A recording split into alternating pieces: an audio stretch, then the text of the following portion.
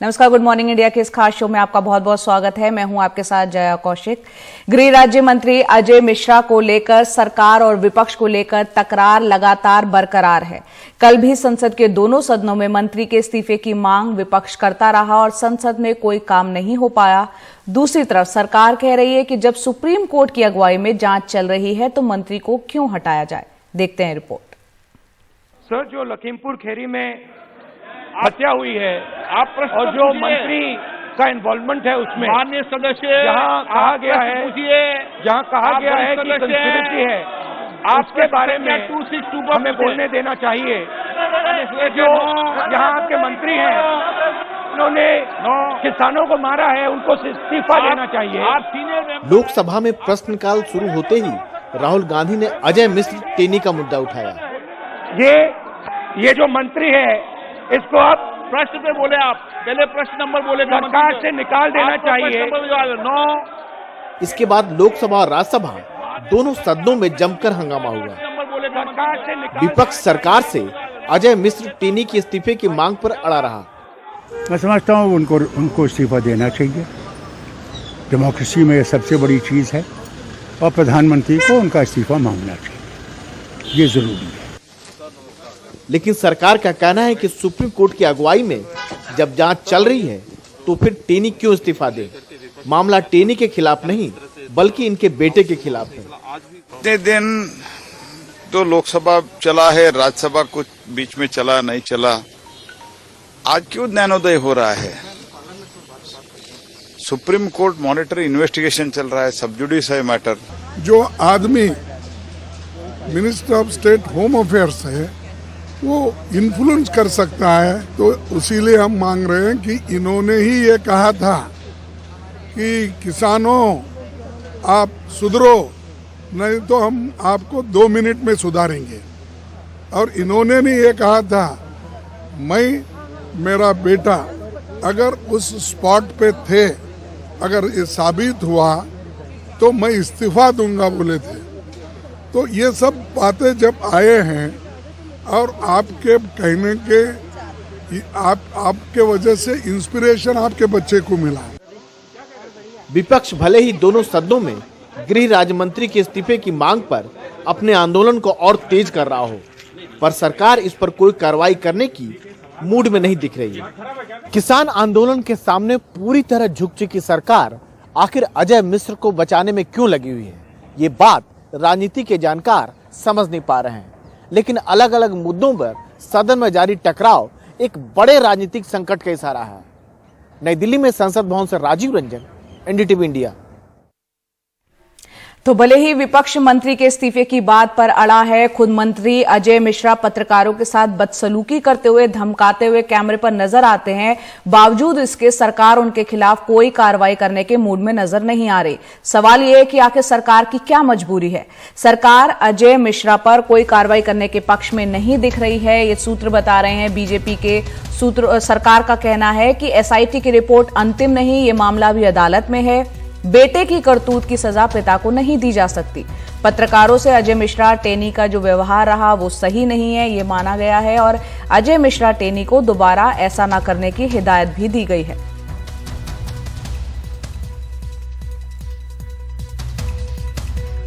और अब बात करते हैं उत्तर प्रदेश विधानसभा चुनावों के लिए किस तरह की तैयारियां चल रही है। चुनाव से पहले आखिरकार चाचा शिवपाल यादव और अखिलेश यादव ने तमाम गिले शिकवे दूर कर वो एक हो गए हैं। सपा अध्यक्ष अखिलेश यादव ने प्रगतिशील समाजवादी पार्टी के अध्यक्ष शिवपाल यादव से मुलाकात की और फिर ट्वीट कर गठबंधन का ऐलान भी कर दिया। अखिलेश यादव ने ट्वीट कर कहा कि क्षेत्रीय दलों को साथ लेने की नीति को समाजवादी पार्टी लगातार मजबूत कर रही है और ये सपा और अन्य सहयोगियों को ऐतिहासिक जीत की ओर ले जा रही है। 2017 के विधानसभा चुनाव के दौरान शिवपाल यादव और अखिलेश के बीच दूरियां काफी बढ़ गई थी। इसके बाद शिवपाल यादव ने एक नई पार्टी बना ली थी।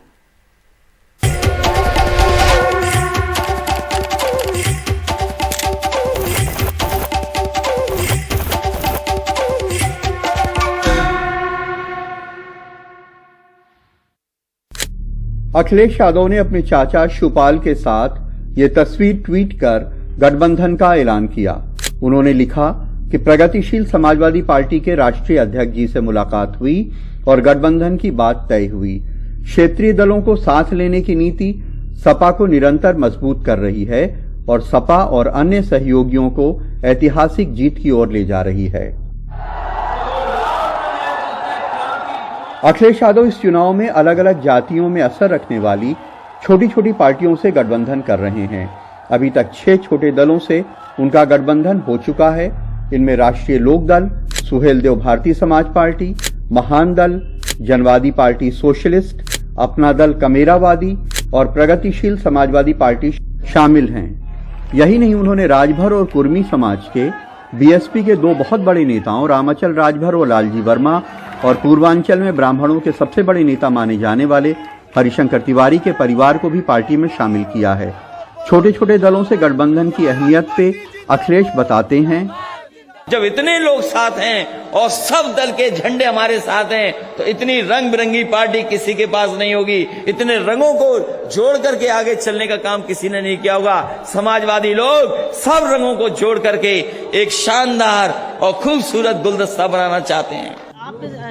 यादव परिवार में मनमुटाव के बाद शिवपाल यादव ने 29 अगस्त 2018 को प्रगतिशील समाजवादी पार्टी बना ली थी, लेकिन अब फिर उनकी घर वापसी की शुरुआत हो गई है। हालांकि बीजेपी कहती है कि इसका चुनाव पर असर नहीं होगा।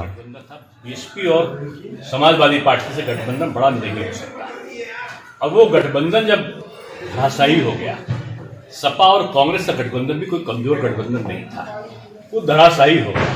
तो छोटे मोटे गठबंधन की बात करके आप तुलना क्यों कर रहे हैं? मैं समझता हूँ बीजेपी का मुकाबला किसी से नहीं है, इन सब का मुकाबला आपस में है। शिवपाल समाजवादी पार्टी के बहुत पुराने और बहुत बड़े नेता रहे हैं, बड़े संगठनकर्ता हैं। उनके अखिलेश यादव के साथ आने से दोनों दलों को फायदा हो सकता है और ये एक संदेश भी जाएगा कि यादव परिवार अब एक हो गया है। लखनऊ में कैमरामैन विनीत वर्मा के साथ कमाल खान, एनडीटीवी इंडिया। अब देश में लड़कियों की शादी की न्यूनतम उम्र 18 साल की जगह 21 साल होगी। कैबिनेट ने तय किया है कि इस प्रस्ताव को लागू करने के लिए सरकार जल्दी एक नया बिल संसद में पेश करेगी। कैबिनेट के इस फैसले पर महिला सांसदों ने मिलीजुली प्रतिक्रिया दी है। कहीं विपक्षी दलों की महिला सांसदों ने कैबिनेट के इस फैसले का विरोध करते हुए इसे महिलाओं के अधिकार क्षेत्र में हस्तक्षेप करार दिया है। देखते हैं रिपोर्ट। एक अहम फैसले में कैबिनेट ने लड़कियों की शादी की उम्र 18 साल से बढ़ाकर 21 साल करने के प्रस्ताव को मंजूरी दे दी है। अब सरकार इस फैसले को लागू करने के लिए बाल विवाह निषेध कानून, स्पेशल मैरिज एक्ट और हिंदू मैरिज एक्ट में संशोधन लाएगी।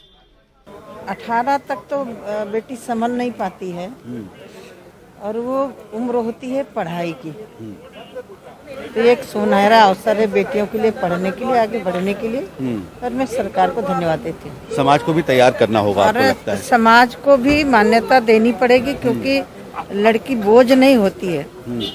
समाज में जब बेटी बढ़ती है तो 2 परिवार समझते। मैं तो कहा करती हूँ यदि बेटी आगे बढ़ती है तो मैके का भी मान सम्मान बढ़ता है, ससुराल का भी मान सम्मान बढ़ता है। ये अच्छा मूव है, ये महिलाओं के लिए अच्छा होगा। लड़कियां पढ़ लिख सकेंगी, हो सकता है कि इस साल में नौकरी भी मिल जाए, इंडिपेंडेंट भी हो जाएंगी। मैं ये सोचती हूँ कि हर महिलाओं को फाइनेंशियली इंडिपेंडेंट होने का मौका मिलना चाहिए। लेकिन कई महिला सांसदों ने कैबिनेट के फैसले पर सवाल उठाए हैं। वो नाराज हैं कि सरकार ने यह अहम फैसला करने से पहले महिलाओं की राय नहीं ली। उनके मुताबिक ये महिलाओं के अधिकार क्षेत्र में दखल जैसा फैसला है। जो भी फैसले हो रहे हैं महिलाओं से बगैर पूछे, महिलाओं की सहमति लेकर कोई फैसले नहीं हो रहे हैं। मैं पूछना चाहूँगी, जब वोटिंग एज सबकी 18 साल की है तो किस आधार पर ये निर्णय लिया गया है? तो क्या मोदी जी और मोदी जी के जो कैबिनेट है वो डिसाइड करेंगे कितनी हमें पढ़ाई करनी है, किससे हमें शादी करनी है, कौन सी उम्र में शादी करनी है, कब बच्चा करना है, कब बच्चे नहीं करने हैं? ये सारा निर्णय क्या अगर मोदी सरकार ही ले लेगी तो देश की महिलाएं क्या उनके बस फॉलो करती रहेंगी? मोदी रेजिम चल रहा है, मोदी जी है तो मुमकिन है। तो औरतों को कौन क्या मानते हैं, वो माने या ना माने, भला या बुरा, उसको कोई फर्क नहीं पड़ता। मोदी जी है तो मुमकिन है, वो ठीक करेंगे ना। हम क्या खाएंगे, क्या पहनेंगे, कितने साल पर शादी पे जाएंगे, क्या क्या कुछ कर लेंगे जीवन में, सब मोदी जी के हाथ पे है। नहीं, मुझे लगता है जब 16 से 18 हुआ था तभी भी लोगों को मान्य करने में थोड़ी सी दिक्कत हुई थी, तो मुझे लगता है इसका भी स्वागत आम जनता हमारे देश में रहने वाली करेगी। थोड़ा समय लगता है पर हमारे देश में हर चीजें सॉल्व होती जाती हैं। कुछ महिला सांसदों ने मांग की कि सरकार को महिला आरक्षण बिल संसद में पेश करना चाहिए, जिससे उन्हें वास्तव में ज्यादा अधिकार मिल सके। देखिए, अभी उनका स्पष्ट बहुमत है, वो बिल क्यों नहीं लाते कि लोकसभा में और विधानसभा में महिलाओं को आरक्षण मिले। जो काम करना चाहिए वो तो करते नहीं। इसका निर्णय महिलाओं को लेने देना चाहिए और उनको एक काम करना चाहिए, उनका बहुमत है, महिला आरक्षण बिल लाए और महिलाओं को ताकत दे। कैबिनेट ने लड़कियों की शादी की उम्र 18 साल से बढ़ाकर 21 साल करने का फैसला कर इस मुद्दे पर एक बड़ी राजनीतिक बहस छेड़ दी है। अब सरकार के सामने अगली चुनौती बिल के प्रारूप पर राजनीतिक सहमति बनाकर इसे संसद में पारित कराने की होगी। संसद भवन से अखिलेश शर्मा और राजीव रंजन के साथ हिमांशु शेखर, एनडीटीवी इंडिया। नमस्कार, एनडीटीवी इंडिया में आपका स्वागत है। मैं हूं मनोरंजन भारती। आज चर्चा करेंगे उस विवाद की, या उसको विवाद कहें या नहीं कहेंगे, लेकिन चर्चा जरूर हो रही है। वो इस बात पर चर्चा हो रही है कि एक तरफ भारतीय क्रिकेट टीम दक्षिण अफ्रीका रवाना हो चुकी है, लेकिन उससे पहले जो प्रेस कॉन्फ्रेंस किया भारतीय कप्तान कोहली साहब ने, उसमें उन्होंने कुछ बातें कही जिसको लोग कहते हैं कि खरी खरी सुना दी उन्होंने बीसीसीआई की। उन्होंने कहा कि मीटिंग के 1.5 घंटा पहले बताया गया कि वो वनडे के कप्तान नहीं रहेंगे। उन्होंने कहा ठीक है। बीसीसीआई ने कहा कि ये अच्छा कदम है, मैंने एक बार भी नहीं कहा कि नहीं छोड़िए, उन्होंने बीसीसीआई ने कहा रोहित और मेरे बीच कोई समस्या नहीं है, 2.5 साल से इस बात पे सफाई दे रहा हूं, कहते कहते थक चुका हूं। और फिर उन्होंने कहा कि मैं वनडे सीरीज के लिए उपलब्ध हूं, ब्रेक की कभी बात नहीं की। और एक और बात जो कही, आईसीसी ट्रॉफी ना जीत पाने की वजह से कप्तानी ली गई है, ये मैं अच्छी तरह से समझता हूं। बोर्ड को बता दिया था कि वनडे की कप्तानी कर सकता हूं, लेकिन कोई और फैसला भी हो तो कोई परेशानी नहीं होगी। तो इस पर चर्चा करने के लिए हमारे साथ अशोक मल्होत्रा साहब, पूर्व क्रिकेटर, पूर्व सेलेक्टर हैं। आज मेमन साहब हैं, वरिष्ठ पत्रकार, खेल के क्रिकेट को अच्छी तरह से समझते हैं, जानते हैं, वर्षों से लिख रहे हैं। कीर्ति आजाद साहब, पूर्व क्रिकेटर, पूर्व सांसद, अभी टीएमसी के नेता, 83 वर्ल्ड कप के हमारे क्रिकेट टीम के सदस्य। आप सबका स्वागत है एनडीटीवी इंडिया में। सबसे पहला सवाल मल्होत्रा साहब आपसे है कि कुछ इसी तरह की कंट्रोवर्सी 80 के दशक में हुई थी। आपको याद होगा जब कपिल देव को कोलकाता टेस्ट में 1984-85 में ड्रॉप कर दिया गया था, ये कहते हुए कि उन्होंने दिल्ली टेस्ट में खराब शॉट मारा था। क्या ये बीसीसीआई में बहुत सालों से चल रहा है ये सब? बिल्कुल, इतिहास इसका गवाह है। ऐसा नहीं है, उससे पहले अजीत वाडेकर, टाइगर पटौडी, वाडेकर, बिशन सिंह बेदी, कपिल गावस्कर, इतिहास इसका गवाह है, राहुल द्रविड़, सौरव गांगुली। तो ये ऐसा नहीं कि ये कोई नई बात है। जब दो बड़े खिलाड़ी, बड़े सितारे जब आते हैं तो निश्चित रूप से मैं नहीं जानता हूं कीर्ति इस बात को मानते हैं नहीं मानते हैं, लेकिन हकीकत है और हमने अपनी आंखों से देखा है कि दो धड़ों में बढ़ जाती है टीम, कि कोई इस तरफ हो जाता है, कोई उस तरफ हो जाता है, और फिर लोगों को समझ नहीं आता, खिलाड़ियों को समझ नहीं आता कि किसकी तरफ जाना, किसकी तरफ जाने से हमको लाभ होने वाला। और ये हकीकत है और यही अवस्था इस समय भी, ईगो हैसल। और ये ऐसा नहीं कि, और ये बातें काफी समय से आ रही थी कि रोहित शर्मा और विराट के बीच में कुछ झमेला है, उनसे आपस में बनती नहीं है। हालांकि दोनों इसको नकार रहे हैं, लेकिन हकीकत ये है कि अब कहते धुआं तभी उठता है जहां आग लगी होती, और ये धुआं इसीलिए उठ रहा है क्योंकि आग लगी हुई थी, और इसके चलते अब ये जो आग है वो एक बवंडर की तरह बन गई है। और हकीकत ये है कि मैं जानता हूं कि बीसीसीआई ने शायद इसको बहुत अच्छे तरीके से इसका फैसला नहीं लिया, निर्णय नहीं लिया, लेकिन एक बात तय है कि विराट कोहली को अंदाजा था कि जब मैंने 2020 की कप्तानी छोड़ी है, मेरे को एक दिवसीय कप्तानी भी छोड़नी होगी। और उन्होंने ये कहकर कि मैं एक दिवसीय क्रिकेट और टेस्ट क्रिकेट कप्तान होना चाहता हूं, तो वो शायद बोर्ड को रास नहीं आया, क्योंकि बोर्ड नहीं चाहता था कि कोई खिलाड़ी जो कप्तान है कि वो कहे कि मैं कप्तान बनना चाहता, मैं कप्तान हूं एक दिवसीय क्रिकेट का और टेस्ट क्रिकेट का, क्योंकि ये फैसला चयन समिति का होता है या बीसीसीआई का होता है। चलिए कीर्ति आजाद साहब को लाते हैं। मल्होत्रा साहब, मैं आपके पास आऊंगा। कीर्ति आजाद साहब, आप बीसीसीआई को जो कई गुटों में बटे होने की बात मल्होत्रा साहब ने कही, आपने उसको बहुत अच्छी तरह से अनुभव किया हुआ, आपके और बोर्ड के ऑफिशियल्स के रिश्ते को पूरी दुनिया जानती है। आप इस कंट्रोवर्सी को कैसे देखते हैं? मैं इस प्रकार से देखता हूं कि यह अवश्य टल सकता था, ऐसी परिस्थिति नहीं बनती यदि इसको और करीने ढंग से संभाला गया होता। अगर विराट कोहली से पहले ही कह दिया गया होता, ऐसा मैंने सुना कि शायद सौरव गांगुली जी ने कहा कि ऐसा कोई रूल नहीं, कन्वेंशन नहीं है और हम देखेंगे, आपको पता लग जाएगा कि किसी को बताना जरूरी होता है कि वो कप्तान है या नहीं। तो कन्वेंशन तो ये भी नहीं है कि मैं भी एक राष्ट्रीय चयन करता रहा हूं, अशोक भी रहे हुए हैं। जब भी कभी टीम बनती है, राष्ट्रीय टीम बनती है, तो पहले वह एक ट्रेडिशन है, एक कस्टम है, एक परंपरा के रूप में वह अध्यक्ष के पास जाती है, बीसीसीआई के अध्यक्ष के पास, वह देखते हैं, उसके बाद आता है और फिर जो चीफ सेलेक्टर होते हैं वो जाकर के अनाउंस करते हैं कि कौन कप्तान है, किसको लिया गया है, किसको हटाया गया है, किसका प्रदर्शन अच्छा नहीं था और क्या था, पिच कैसी रहेगी, इन सब चीजों को देख करके किया जाता है। तो अवश्य यह मामला जब कप्तानी से एक दिवसीय मैच से हटाने का रहा, और मुझे कोई आपत्ति नहीं है, जो चाहे सफेद बॉल का कैप्टन अलग होना चाहिए, लाल बॉल का अलग होना चाहिए, कोई समस्या वाली बात नहीं है। लेकिन कम से कम यही इसी स्थिति में सौरव गांगुली के साथ भी हुआ था और हम इनके साथ में थे जब इनको हटाया गया था, और ग्रेग चैपल से लड़ाई थी तो इनके साथ में खड़े होकर के हम लोग लड़ा करते थे। मैंने सोचा शायद जो इनके ये खट्टे मीठे कुछ अनुभव हैं, इस अनुभव के आधार पर वह वैसा नहीं करेंगे जैसा उनके साथ हुआ था, लेकिन अंततः ये हो ही गया। और मेरा केवल इसमें इतना ही कहना था कि कौन कप्तान बनेगा नहीं बनेगा वह बिल्कुल चयनकर्ताओं के मन पर होता है, लेकिन कम से कम खिलाड़ी को थोड़ी बहुत उसकी इज्जत, उसका सम्मान तो उसे मिलना चाहिए कि उसे बताना चाहिए ढंग से। ये नहीं कि टेस्ट सिलेक्शन भी और कहा अच्छा भाई, अरे हाँ विराट, अरे यार एक बात और थी कि तुम एक दिवसीय मैच के कप्तान नहीं हो, ये तरीका नहीं होता। आपने सही कहा अयाज मेमन साहब। क्या अब जो विराट कोहली ने कही है कि आईसीसी ट्रॉफी उनके कैबिनेट में नहीं है, उसके वजह से उनकी कप्तानी छीनी है, ये बात वो उनका कहना, आप क्या मानते हैं? आईपीएल की भी कोई ट्रॉफी नहीं है उनके कबर्ड में?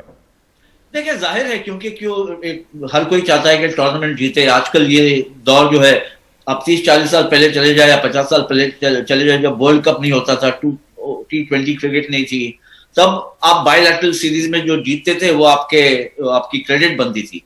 विराट का रिकॉर्ड बायलैटरल सीरीज में यानी दूसरे मुल्कों के खिलाफ बहुत ही बेहतरीन है। सबसे बेहतरीन कैप्टन, सबसे सक्सेसफुल कैप्टन रहे विराट, लेकिन एक भी ट्रॉफी नहीं जीत पाया है और इस वजह से उनके ऊपर प्रेशर बढ़ रहा था। इसमें कोई संदेह नहीं है कि ही वाज ऑन नोटिस कि अगर आप नहीं जीते तो फिर हमें किसी और को देखना पड़ेगा। और साथ साथ क्या हुआ विराट के कि उनका फॉर्म भी हल्का हो गया, तो ये भी एक सोच थी कि अगर जिम्मेदारी उठा ली जाए एक कोई किसी फॉर्मेट में या 2 फॉर्मेट में, तो शायद उनके बर्डन जो है, बोझ जो है वो हल्का हो जाएगा, बैटिंग फॉर्म फिर लौट के आएगा और इंडियन क्रिकेट को फायदा होगा। ये दोनों सोच सही थी। सवाल ये नहीं है कि कैप्टनसी व्हाइट बॉल क्रिकेट में T20 और ओडीआईज में अपने कैप्टनसी रोहित को दी। रोहित बहुत ही डिजर्विंग कैंडिडेट है, बहुत ही सफल कैप्टन रहे हैं। सवाल ये है कि किस तरह से ये ट्रांजिशन हुआ है। अब सुनने में आ रहा है, जैसे सौरव गांगुली ने बताया कि हमने उनसे विनती की थी कि आप T20 कैप्टनसी मत छोड़े, पर अगर आपको उनको T20 कैप्टनसी से नहीं छुटकारा देना था तो इसका मतलब यह है कि रोहित शर्मा क्या बाय डिफॉल्ट कैप्टन बने हैं? क्या उनके पास मेरिट नहीं है? और क्या इसी वजह से बने हैं कि इन्होंने T20 कैप्टनसी छोड़ दी? मेरा मानना है कि ये सब और जब T20 कैप्टनसी छोड़ी और T20 का कैप्टन रोहित को बनाया, उसी वक्त अगर आप बता देते कि हम व्हाइट बॉल क्रिकेट के लिए एक कैप्टन चुन रहे हैं, टेस्ट क्रिकेट के आप रहिए। अब एक बार फिर से एक नया सवाल डालता हूं आप तीनों मेहमानों से। अशोक मल्होत्रा साहब से शुरू करेंगे। मल्होत्रा साहब, ये एक बहुत आइडियल सिचुएशन कई लोग मानते हैं कि पहले आरोप लगता था बीसीसीआई जो है पॉलिटिशियन गवर्न करती है, अब लेकिन अब तो अध्यक्ष जो है वो सौरव गांगुली है, राहुल द्रविड़ कोच हैं। तो क्या आपको लगता है ये आइडियल सिचुएशन नहीं है कि जब जानकार लोग हैं उस पदों पर बैठे हुए? देखिए, जो विराट कोहली ने जो प्रेस कॉन्फ्रेंस की है उनकी बातों से ये साफ है कि जो सौरव गांगुली कह रहे हैं वो सच नहीं कह रहे हैं। अब इसका फैसला सच और झूठ का फैसला, क्योंकि इट्स विराट कोहली का जो word is against Sourav Ganguly word. So अब ये फैसला करना है कौन सच बोल रहा है। सौरव गांगुली कह रहे हैं कि हमने उनको 2020 कप्तानी ना छोड़ने के लिए कहा था, जबकि विराट कोहली कह रहे हैं कि मेरे को किसी ने कुछ नहीं कहा और उन्होंने कहा this is a step forward, this is a progressive step, आगे बढ़ने का एक अच्छा कदम। तो मैं नहीं जानता हूं कौन सच बोल रहा है कौन झूठ बोल रहा है। दोनों दिग्गज खिलाड़ी हैं, दिग्गज कप्तान हैं, महान खिलाड़ी हैं, महान कप्तान हैं, उनका अपना नजरिया होगा, अपनी सोच होगी, अपना बोलने का तरीका होगा, मैं नहीं जानता हूं। लेकिन जो सबसे अहम बात है कि BCCI is an all powerful body और विराट कोहली ने शंखनाद कर दिया है बीसीसीआई के विरुद्ध।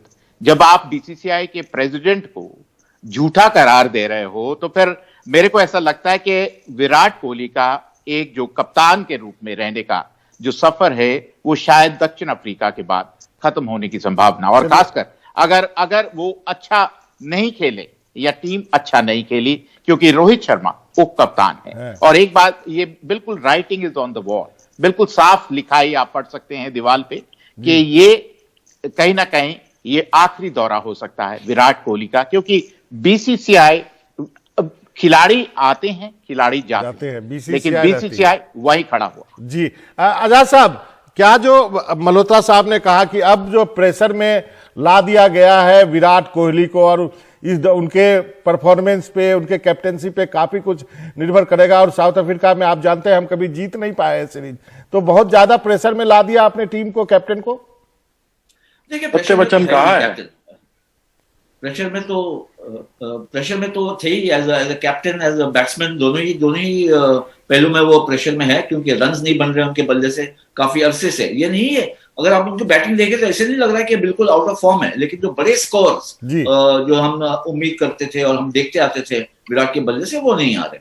और साउथ अफ्रीका में पहली बार जीत की कोशिश है। अब रोहित शर्मा भी नहीं है जो सबसे अव्वल नंबर के बल्लेबाज है इंडिया के फिलहाल करंट फॉर्म पे, तो एक झटका बैठा है विराट कोहली को अपनी टीम कॉम्बिनेशन बनाने के लिए। बैटिंग थोड़ी सी हल्की हो गई, खुद का फॉर्म इतना अच्छा नहीं है, चेतेश्वर पुजारा का अच्छा नहीं है, अजिंक्य रहाणे का अच्छा नहीं है, तो थोड़ा काफी दबाव है उनपे। और मैं बिल्कुल सहमत हूँ अशोक से कि जिस तरह से बीसीसीआई जो है वो अपनी जगह कायम है, प्लेयर्स आते हैं, कैप्टन आते हैं जाते हैं, लेकिन बीसीसीआई को लिए भी बहुत जरूरी है कि ऐसे मसले जो है बहुत सेंसिटिवली हैंडल करें। अगर आप कीर्ति आजाद साहब को लेकर आऊंगा। कीर्ति सर, आप क्या कहेंगे, जो बात दोनों मेहमान कह रहे हैं, क्या उसमें सच्चाई? क्या आपने अपने कैप्टन को प्रेशर में ला दिया है? क्या उनके लिए एज ए कैप्टन ये अंतिम दौरा भी हो सकता है, लोग कहने लगे हैं? देखिए, इसमें कोई दो राय नहीं कि ऐसा कई कप्तानों के साथ भारतीय टीम में हो चुका है।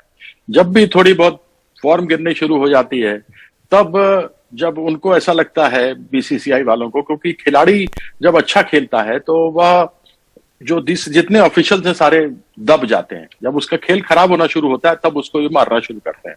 मेरा एक बात कहना है, मान लीजिए सौरव गांगुली ने कहा ये बात कि भाई तुम मत छोड़ो कप्तानी, ठीक है, तो ये भी साथ कह सकते थे कि तुम मत छोड़ो, अगर छोड़ रहे हो तो भैया व्हाइट बॉल कैप्टनसी तुम्हारी चली जाएगी, रेड बॉल तुम करोगे, अब व्हाइट बॉल में हम दूसरा कप्तान रखेंगे, यह तो कहा जा सकता था। या केवल इतने ही कहा कि मत छोड़ो और उसके बाद छोड़ दिया उसको कि जाने दो, और फिर अब आज जो मैंने सुना है कि स्टेटमेंट उन्होंने कहा है कि हम अपने आप बता देंगे आगे क्या होने वाला है। तो क्या है ये क्या आपने उसको चेतावनी दी है, आपने धमकाया है, या क्या बताने वाले हैं? स्पष्टीकरण उसी को कहा जाता है ना, जिस प्रकार से कोहली ने आकर के बात को रखा। एक आपके पूर्व अध्यक्ष कप्तान रहे हैं भारतीय टीम के, जो कि हैदराबाद क्रिकेट एसोसिएशन के अध्यक्ष हैं, सबसे पहले स्पेकुलेशन तो उन्होंने ही शुरू किया था कि दोनों में गड़बड़ है।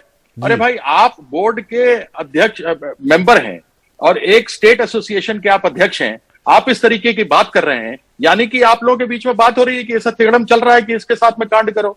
तो यह सारी चीजें जब आती हैं सामने, तो आदमी को संभल करके देख करके कहना चाहिए। मेरा अभी भी कहना है कि सम्मान के साथ विराट कोहली को कहना चाहिए था कि आप सफेद बॉल की कप्तानी नहीं करेंगे। अंतिम सवाल है मेरा, क्या इस पूरे कंट्रोवर्सी में कुछ ऐसे फैक्टर्स हैं जो कि सोशल मीडिया में कहा जा रहा है कि विराट कोहली ने मोहम्मद शमी के साथ एकजुट होकर खड़े दिखाई दिए, जो वर्ल्ड कप में कंट्रोवर्सी हुई, ये सब भी चीजें क्या आपको लगता है कि क्या जेहन में रहता है बीसीसीआई के, या फिर जो बात आप कह रहे हैं कि आज के दिन बीसीसीआई जो है वो सबसे महत्वपूर्ण कप्तान आते जाते हैं, बीसीसीआई तो रहेगा ही?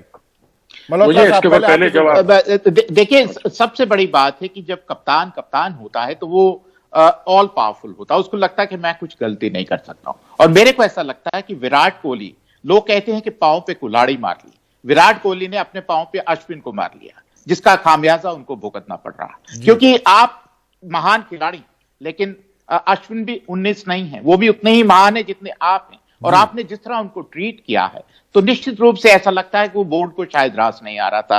हो सकता है अश्विन ने शिकायत की हो या उनके भी चाहने वाले हों जो बोर्ड में, तो हो सकता है ये भी एक नजरिया हो सकता है। पर मेरा यही मानना है कि जिस तरह अश्विन को 2 साल से ट्रीट किया गया था वो भी इसका एक हिस्सा हो सकता है जहां विराट पर गाज गिरी।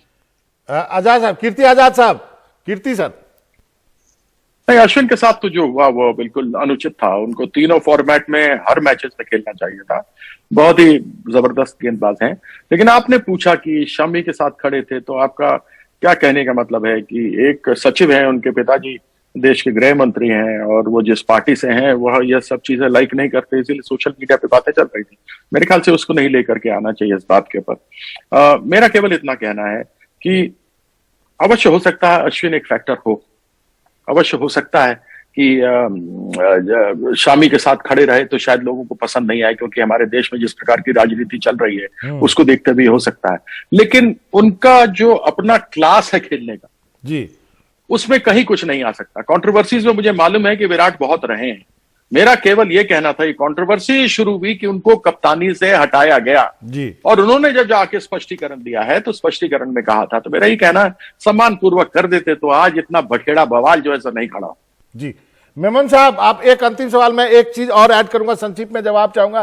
क्या इन सब चीजों में कोच की भी कोई भूमिका होती है क्या? देखिए, कोच तो बहुत नए हैं, अभी फिलहाल ही आया राहुल द्रविड़, इससे पहले रवि शास्त्री थे, तो उनका कंट्रीब्यूशन क्या है मुझे नहीं समझ में आता है कि कुछ खास हुआ होगा इन मामलों में। जहां तक कि कैप्टनसी चेंज, थोड़ा बहुत कंट्रीब्यूशन तो होगा और बातचीत हुई होगी, लेकिन मुझे लगता है कि अब हमें ठहरना पड़ेगा सौरव गांगुली का क्या खुलासा आता है जो विराट कोहली ने प्रेस कॉन्फ्रेंस दिया। लेकिन बहुत से फैक्टर्स हैं, जैसे कीर्ति ने बताया, अशोक ने बताया, सिलेक्शन है, कुछ प्लेयर्स की उन्होंने मांग की थी विराट ने, जो उनको मिली नहीं और उनको अपोज किए थे, ये भी सुनने में आता है। तो कहीं लगता है मुझे कि 6-8 महीने से कुछ प्रेशर, दबाव उन पे ज्यादा पड़ रहा था। और जैसा कीर्ति ने बताया कि अगर आपका बल्ला नहीं चल रहा है, जब तक आपका बल्ला चल रहा है आप किंग है, उसके बाद जब आप थोड़े हल्के हो जाते हैं तो फिर लोग जो है आ जाते हैं आप पे दबाव डालने के लिए, आपको कट डाउन टू साइज करने के लिए। सही कहा आपने, आप तीनों का बहुत बहुत शुक्रिया। तो सबसे मूल बात यह है कि बल्ला यदि आपका चलता रहेगा तो आपके पास कप्तानी भी रहेगी और बाकी सब चीज भी रहेगी, और आपके कबर्ड में ट्रॉफी भी चाहिए जिससे कि आपका रुतबा बना रहे। आप तीनों मेहमानों का बहुत बहुत शुक्रिया, आपने वक्त निकाला एनडीटीवी से बातचीत करने के लिए। नमस्कार, एनडी मीडिया देख रहे हैं आप, मैं हूं ताबिश हुसैन। गृह राज्य मंत्री अजय मिश्रा को लेकर सरकार और विपक्ष में लगातार जो तकरार है वो जारी है, और कल भी इसको लेकर जब विपक्ष की तरफ से हंगामा किया गया और संसद में दोनों सदनों में मंत्री के इस्तीफे की मांग विपक्ष करता रहा और संसद में कोई काम नहीं हो पाया। दूसरी तरफ सरकार कह रही है कि जब सुप्रीम कोर्ट की अगुवाई में जांच चल रही है तो मंत्री को क्यों हटाया जाए। सर, जो लखीमपुर खीरी में हत्या हुई है आप और जो मंत्री का इन्वॉल्वमेंट है उसमें, माननीय सदस्य, जहां कहा गया है कि कंस्पिरेसी है, आपके बारे में हमें बोलने देना चाहिए। जो यहाँ आपके मंत्री हैं उन्होंने किसानों को मारा है, उनको इस्तीफा देना चाहिए। लोकसभा में प्रश्नकाल शुरू होते ही राहुल गांधी ने अजय मिश्र टेनी का मुद्दा उठाया। ये जो मंत्री है इसको आप प्रश्न पे बोले, आप पहले प्रश्न नंबर बोले, सरकार से निकाल देना चाहिए। इसके बाद लोकसभा और राज्यसभा दोनों सदनों में जमकर हंगामा हुआ। विपक्ष सरकार से अजय मिश्र टेनी के इस्तीफे की मांग पर अड़ा रहा। मैं समझता हूँ उनको इस्तीफा देना चाहिए। डेमोक्रेसी में सबसे बड़ी चीज़ है और प्रधानमंत्री को उनका इस्तीफा मांगना चाहिए, ये जरूरी है। लेकिन सरकार का कहना है कि सुप्रीम कोर्ट की अगुवाई में जब जांच चल रही है तो फिर टेनी क्यों इस्तीफा दे।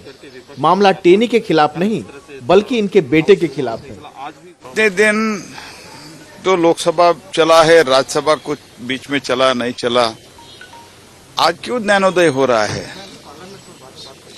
सुप्रीम कोर्ट मॉनिटर इन्वेस्टिगेशन चल रहा है, सब जुडिस है मैटर। जो आदमी minister of state home affairs है वो इन्फ्लुएंस कर सकता है, तो उसीलिए हम मांग रहे हैं कि इन्होंने ही ये कहा था कि किसानों आप सुधरो, नहीं तो हम आपको 2 मिनट में सुधारेंगे। और इन्होंने नहीं ये कहा था, मैं मेरा बेटा अगर उस स्पॉट पे थे अगर ये साबित हुआ तो मैं इस्तीफा दूंगा बोले थे। तो ये सब बातें जब आए हैं और आपके कहने के आपके वजह से इंस्पिरेशन आपके बच्चे को मिला। विपक्ष भले ही दोनों सदनों में गृह राज्य मंत्री के इस्तीफे की मांग पर अपने आंदोलन को और तेज कर रहा हो, पर सरकार इस पर कोई कार्रवाई करने की मूड में नहीं दिख रही है।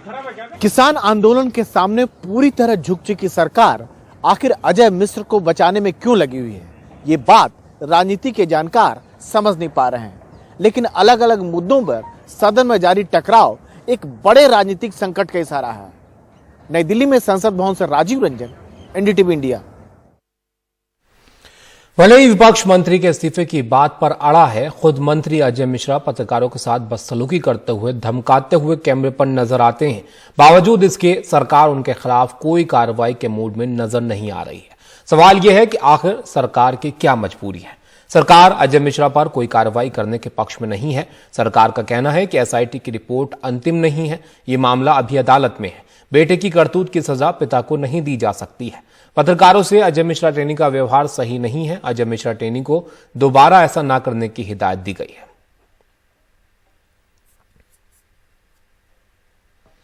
पंजाब विधानसभा चुनाव के लिए अरविंद केजरीवाल ने अपनी पहली जनसभा बादल परिवार के गढ़ लांबी में की।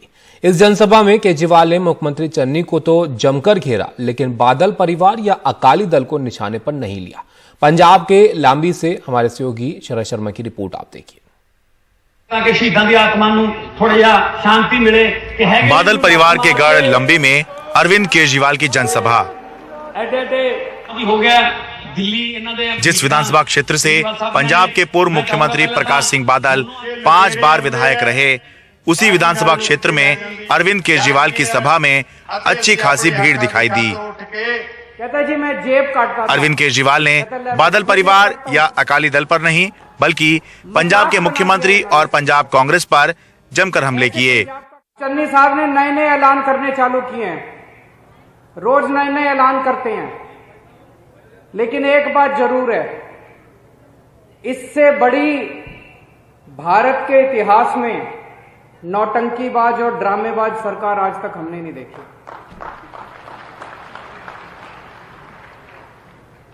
अभी थोड़े दिन पहले मैं चन्नी साहब का इंटरव्यू सुन रहा था टीवी में। इंटरव्यू में कहते हैं कि मैं तो 24 घंटे जनता से मिलता रहता हूं, सारा दिन मेरे घर में लोग बैठे रहते हैं, ड्राइंग रूम में जाता हूं, ड्राइंग रूम में लोग बैठे रहते हैं, बरामदे में जाता हूं, बरामदे में बैठे रहते हैं, बाथरूम में जाता हूं, बाथरूम में मेरे साथ लोग आते हैं, वहां भी मिलता रहता हूं। मुझे लगता है दुनिया के इतिहास में पहला सीएम होगा जो बाथरूम में भी लोगों से मिलता रहता है। अरविंद केजरीवाल ने अपील की कि कांग्रेस और अकाली दल को कई मौके मिल चुके हैं, इस बार एक मौका आपको दें। कांग्रेस को आपने 25 साल दिए, इन्होंने 25 साल में कुछ नहीं किया, तो अगले 5 साल में भी ये कुछ नहीं करने वाले। आपने अकाली दल को 19 साल दिए, इन्होंने 19 साल में अगर कुछ नहीं किया तो अगले 5 साल में भी कुछ नहीं करने वाले। दिल्ली के लोगों ने हमको 5 साल दिए थे, हमने इतना शानदार काम करके दिखाया कि दिल्ली वालों ने दोबारा 5 साल दे दिए, अब तीसरी बार भी 5 साल दे दिए उन लोगों ने हमको। बार बार दिल्ली के लोग, एक बार आप हमें मौका देके देखो, आप बाकी सारी पार्टियों को भूल जाओ। लेकिन इस दौरान आम आदमी पार्टी की पंजाब यूनिट के मुखिया भगवंत मान ने बादल परिवार पर जमकर हमले किए। ਉਹਦੇ ਵਿੱਚ ਬੈਠੀ ਸੀ ਹਰਸਿਮਰਤ ਕੌਰ ਜਦੋਂ ਆਡੀਅנס ਬਣ ਕੇ ਆਏ ਸੀ 5 ਜੂਨ ਨੂੰ। ਜੇ ਕਿਤੇ ਉਸੇ ਦਿਨ ਹੀ ਵਿਰੋਧ ਕਰ ਦਿੰਦੀ, ਜੇ ਕਿਤੇ ਉਸੇ ਦਿਨ ਹੀ ਅਸਤੀਫਾ ਦੇ ਦਿੰਦੀ ਤਾਂ ਸ਼ਾਇਦ ਐਡਾ ਵੱਡਾ ਅੰਦੋਲਨ ਨਾ ਹੁੰਦਾ। ਤੇ ਮਹੀਨਾ ਤਾਰੀਫ ਕਰੀ ਗਿਆ ਸਾਰਾ ਟੱਬਰ, ਬਹੁਤ ਸੋਹਣੇ ਬਿੱਲ ਨੇ, ਬੜੇ ਵਧੀਆ ਬਿੱਲ ਨੇ। ਜਦੋਂ ਪ੍ਰੈਸ਼ਰ ਵੱਧ ਗਿਆ ਜਥੇਬੰਦੀਆਂ ਦਾ, ਅੰਦੋਲਨ ਦਾ, ਫਿਰ ਉੱਥੇ ਅਸਤੀਫਾ ਦੇਣ ਦਾ, ਉੱਥੇ ਪਾਰਲੀਮੈਂਟ 'ਚ ਸੁਖਬੀਰ ਬਾਦਲ ਕਹਿੰਦਾ ਮੈਂ ਵੀ ਕਿਸਾਨ ਆ। पंजाब विधानसभा चुनाव 2022 के लिए अरविंद केजरीवाल की पहली जनसभा बादल परिवार के गढ़ लंबी में थी। माना जा रहा था कि बादल परिवार पर, अकाली दल पर जमकर हमले अरविंद केजरीवाल करेंगे, लेकिन ऐसा कुछ भी नहीं हुआ। इसके 2 कारण हो सकते हैं। पहला, इस समय पंजाब की सत्ता में कांग्रेस है और अरविंद केजरीवाल चाहते हैं कि सीधा मुकाबला कांग्रेस से किया जाए, इसीलिए सीधे हमले कांग्रेस पे किए गए और अकाली दल को या बादल परिवार को इग्नोर किया गया। और दूसरा, पंजाब में इस बार एक बात बहुत मजबूती से निकल के आ रही है, वो ये है कि पंजाब विधानसभा चुनाव 2022 सीधा कांग्रेस बनाम आम आदमी पार्टी होने वाला है। लंबी पंजाब से अपने कैमरा सहयोगी अश्विनी मेहरा के साथ मैं शरद शर्मा, एनडीटीवी इंडिया। में झपटमारी की घटनाएं रुकने का नाम नहीं ले रही हैं। दिल्ली के शालीमार बाग में बदमाशों ने एक महिला से मोबाइल छीना। महिला ने बदमाशों को पकड़ने की कोशिश की तो स्कूटी पर सवार बदमाश उसे काफी दूर तक घसीटते हुए ले गए। पीड़ित महिला को इलाज के लिए अस्पताल में दाखिल कराया गया है और पुलिस इस मामले की जांच कर रही है।